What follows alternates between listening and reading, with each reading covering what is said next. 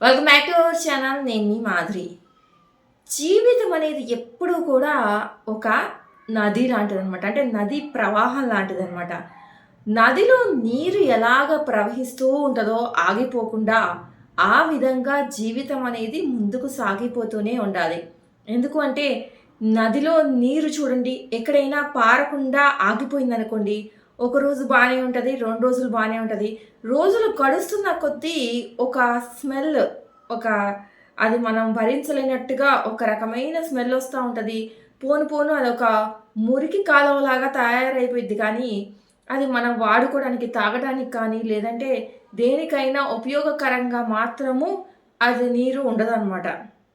ఇంకా మొక్కలకి అలాంటి పరిస్థితుల్లో ఎక్కడ నీళ్ళు లేనప్పుడు వాడతాం. కానీ మనము చూస్తూ చూస్తూ అలాంటివి తాగాలా అంటే తాగడానికి మనం వినియోగించలేము. అంటే అవసరానికి మాత్రం ఉపయోగకరంగా లేకుండా ఆ నీరు అయిపోతుంది, మురికి నీరులాగా అయిపోతుంది.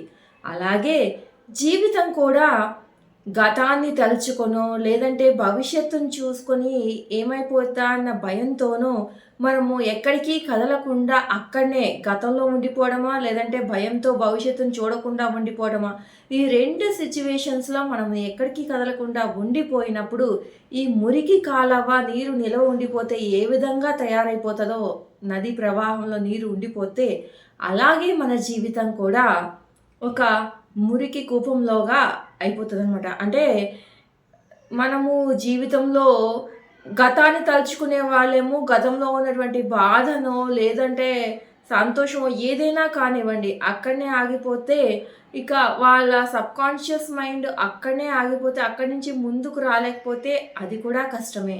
అలాగే ఎవరైతే భవిష్యత్తులో నాకు ఏం జరగబోతుందా అన్న భయంతో ఆగిపోతానో అక్కడ కూడా కష్టమే అనమాట.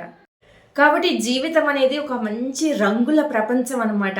ఆ రంగుల ప్రపంచాన్ని చక్కగా ఇంద్రధనుస్సులాగా మార్చుకొని మనము ఎన్ని ఒడిదుడుకులు వచ్చినా, కష్ట నష్టాలొచ్చినా ఇక్కడ ఆగిపోకుండా ముందడుగు వేసుకుంటా ఆ జీవితంలో వచ్చేటటువంటి ఏదైతే మనకు అనుభవాలు, గుణపాఠాలు ఇవన్నీ ఉంటాయో వాటిని స్వీకరిస్తూ ముందుకు సాగిపోవాలి.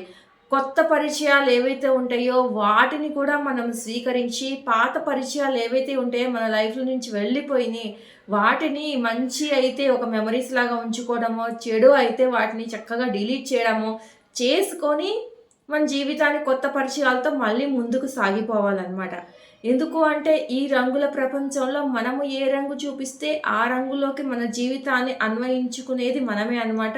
నిర్ణయాలు మనమే, పడాల్సింది మనమే. కాబట్టి ఎప్పుడూ కూడా నా భవిష్యత్తుకి భయపడటము, భూతకాలం అంటే అయిపోయిన గతం ఏదైతే ఉందో దాని దగ్గరనే ఆగిపోవడము, ఈ 2 పిచ్చి పనులు చేయకుండా పాతని వదిలేసి కొత్తదాన్ని స్వీకరించి ఆ ఫ్లెక్సిబిలిటీతో మనము ముందుకు సాగిపోవడమే జీవితం అనమాట. నది ఏ విధంగా ప్రవహిస్తూ ఉంటుందో ఎప్పటికీ అలాగే మన జీవిత ప్రయాణం అనేది కూడా ఎప్పుడూ కూడా ప్రయాణిస్తూనే ఉండాలి. నదిలాగా ప్రవహిస్తూనే ఉండాలన్నమాట.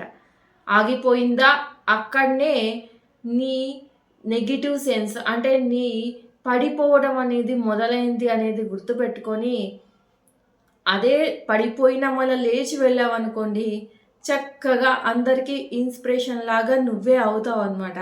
చక్కగా నీ గురించి అట్లీస్ట్ ప్రపంచం అంతా చెప్పుకోకపోయినా నీ చుట్టుపక్కల వాళ్ళు, నీ వాళ్ళు చెప్పుకుంటారు కదా.